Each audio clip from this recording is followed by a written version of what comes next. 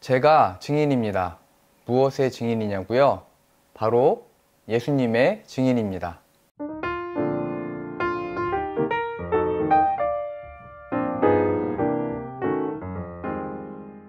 오늘은 느헤미야 5번째 시간입니다. 본문 말씀 같이 보겠습니다. 느헤미야 2장 8절입니다. 내 하나님의 선한 손이 나를 도우심으로. 18절입니다. 하나님의 선한 손이 나를 도우신 일. 20절입니다. 하늘의 하나님이 우리를 형통하게 하시리니. 느헤미야는 본문 말씀을 통해서 하나님의 손이 나와 함께 하고 계시고 하나님의 손이 일하고 계시고 하나님께서 이루실 것이라고 말하고 있습니다. 구체적으로 2장 8절은 느헤미야가 기도하면서 아닥사스다 왕과 대화하고 귀환하는 과정 속에서 하나님이 나를 도우셨고 하나님이 나를 인도하셨다라고 고백하는 것이고요. 18절의 말씀은 이제 예루살렘에 도착해서 유다인들과 만났을 때 하나님의 선한 손이 나를 어떻게 도우셨는지 그 하나님을 나타내고 있습니다. 20절에서는 하늘의 하나님이 우리를 형통하게 하시리니 라고 표현되어 있는데 20절의 상황은 성벽을 재건하는 데 있어서 그것을 방해하는 원수들에게 대해서 하늘의 하나님이 우리를 형통하게 하실 것이다. 너희는 우리와 상관없다 라고 얘기를 합니다. 본문에서 하고 싶은 이야기는 느헤미야는 혼자 있을 때도 하나님을 기억하고 나타내려고 했고 그리고 하나님의 백성들과 함께 있을 때도 하나님을 말하고 나타내려고 했고 그리고 대적자들과 원수들이 왔을 때도 하나님 이야기를 하게 됩니다. 그러면 적용입니다. 우리는 언제 증인이 될 수 있나요? 느헤미야처럼 혼자 있을 때 하나님을 기억할 수 있고 스스로에게 하나님의 증인이 될 수 있습니다. 그리고 내 편이라고 생각하는 사람들이 있을 때 같은 백성이니까 내 말을 잘 들어주겠지. 하나님이 나를 보내주셨으니까 내 말을 듣겠지. 그렇게 생각하지 않고 내 편이라고 생각했던 사람들에게도 하나님이 하신 일을 얘기했듯이 우리는 우리와 함께 있는 성도들에게도 하나님 이야기를 하는 겁니다. 그러면 하나님이 일하시는 겁니다.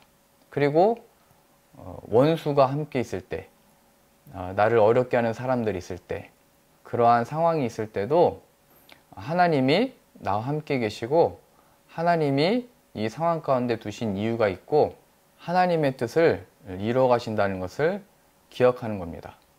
그래서 내가 혼자 있을 때 그리고 나와 함께 하는 사람들이 있을 때 그리고 나를 대적하는 원수들이 내게 다가왔을 때 하나님을 늘 기억하고 그 하나님을 나타낼 수 있습니다. 그러니까 우리는 모든 순간에 증인이 될 수 있습니다. 모든 순간에 하나님을 나타낼 수 있고 하나님이 하시는 일을 말할 수 있습니다. 사도행전 1장 8절 같이 보겠습니다. 오직 성령이 너희에게 임하시면 너희가 권능을 받고 예루살렘과 온 유대와 사마리아와 땅끝까지 이르러 내 증인이 되리라.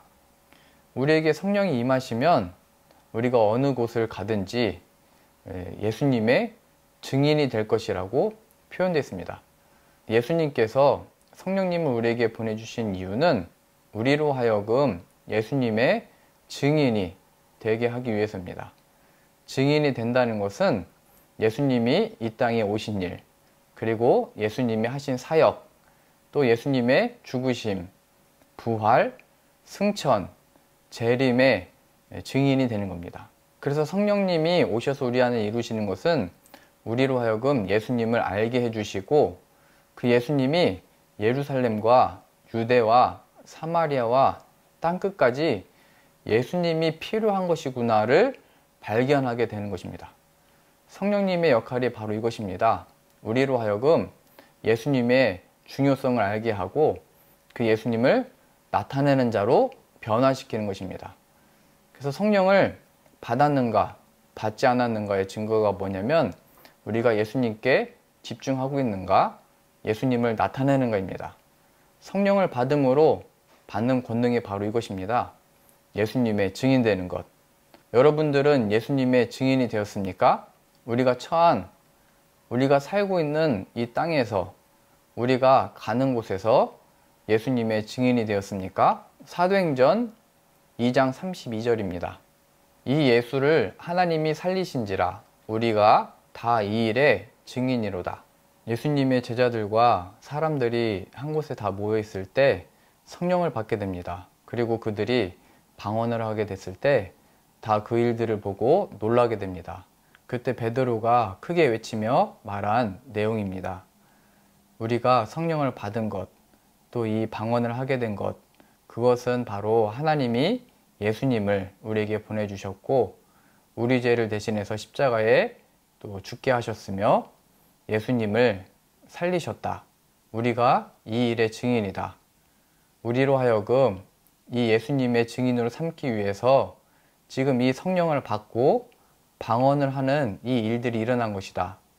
이렇게 말함으로 인해서 예수님께 주목시키게 됩니다. 그리고 사람들은 회개하게 되고 예수님을 믿게 되는 역사가 일어나게 됩니다. 그렇게 베드로도 예수님의 증인이 되어졌고 그러한 상황들을 통해서 많은 이들이 예수님께로 나아오게 됩니다. 결론입니다. 오늘 느헤미야는 혼자 있을 때 그리고 하나님의 백성들을 만나서 자신과 함께하는 사람들이 있을 때 그리고 마지막으로 원수들이 다가왔을 때 하나님을 기억하고 하나님을 나타내게 됩니다. 그것처럼 우리는 모든 순간에 예수님의 증인이 될 수 있습니다. 자기 자신에게, 스스로에게, 그리고 나와 함께하는 신앙의 동역자들에게, 나와 함께하는 성도들에게, 그리고 우리를 대적하는 자들과 그러한 상황 속에서 예수님의 증인이 될 수 있습니다. 우리가 다 사역자가 될 수 없고 복음 전도자가 될 수 없지만 성령을 받았다면 누구든지 예수님의 증인이 되는 것입니다. 예수님의 증인이 된다는 것은 예수님의 오심, 사역, 죽음, 부활, 승천, 재림의 증인이 될 수 있습니다. 그러면 우리가 예수님의 증인이 됐을 때 일어나는 일은 무엇일까요? 그건 바로 하나님이 하시는 일을 목격하게 되고 간증할 수 있게 됩니다. 예수님의 증인이 된다는 것은 하나님이 일하시도록 나를 드리는 것입니다. 하나님이 일하시도록 나를 드린다는 것은 나에게 주어진 모든 순간들마다 예수님을 나타내는 것이고 그 예수님을 나타내기 시작할 때 하나님이 일하기 시작합니다. 하나님이 일하시는 능력은 죽음에서 부활을 만드신 것처럼 아무것도 할 수 없는 상황에서 부활의 역사, 그 생명을 만들어내십니다. 모든 것이 끝났다라고 하는 그 순간에 하나님의 역사가 일어나는 능력을 우리는 목격하게 되고 간증할 수 있게 됩니다. 그것이 바로 우리의 구원입니다. 예수님이 우리를 이 죄에서 구원하셨다. 우리는 죽임받아 마땅한 죄인이지만 예수님을 통하여 살리셨다. 기적이다. 은혜다. 내 스스로에게도 이렇게 예수님의 증인이 되시고 나와 함께하고 있는 사람들에게도 이 예수님의 증인이 되셔서 그리고 나를 대적하는 사람들과 상황들 속에서 예수님이 나와 함께 계시고 나에게 예수님이 필요하고 당신들에게도 예수님이 필요합니다. 증거할 수 있고 예수님을 전할 수 있는 저 여러분들 다 되실 수 있길 바랍니다. 우리가 증인이 되기 시작할 때 하나님이 일하시고 역사하실 것입니다. 그 이름을 우리에게 허락하셨기 때문입니다. 그러니 예수님께 집중하게 되고 예수님을 나타내는 저 여러분들 다 되실 수 있기를 바랍니다.